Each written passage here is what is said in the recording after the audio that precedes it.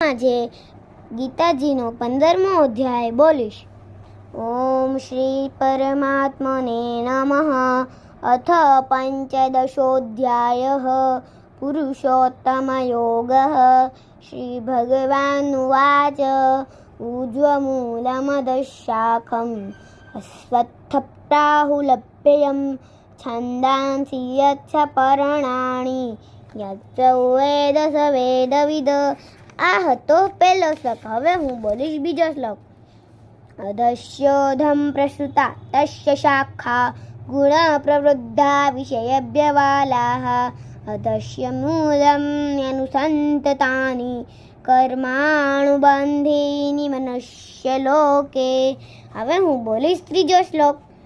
રૂપમ સ્નેહ તતોપલભ્યતે નાન્તો ન ચાર્દિન ન ચ સંપ્રતિષ્ઠા અસ્વસ્થમેલં સુવિરૂઢમૂલં મશ શાંકો ન દઢેન છિત્વા તતં પદં તત્પરિમાર્ગિતવ્યં યસ્મિન્ ન ગન્તા ન નિવતન્તિ ભૂલ્ય તમેવ ચાધ્યં પુરુષં પ્રપદ્યે યત પ્રવૃત્તિ પ્રસૂતા પુરાણી. આ હતો ચોથો શ્લોક. હવે હું બોલીશ પાંચમો શ્લોક.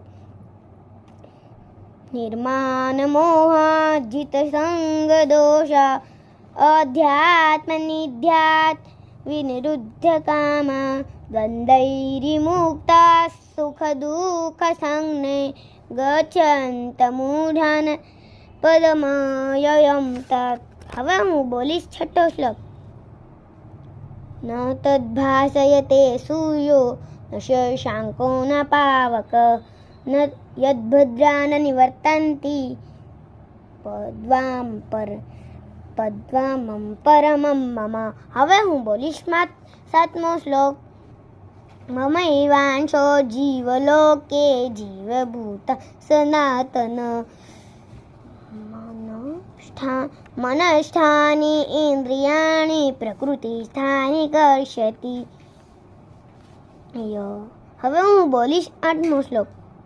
શરીરમ યદવાગ્નોતિ યચ્ચામ પૃત્કાંતીશ્વર ગૃહૈવૈતાનિ સંયાતિ વાયુરગંધાનિ વાશગ. હવે હું બોલીશ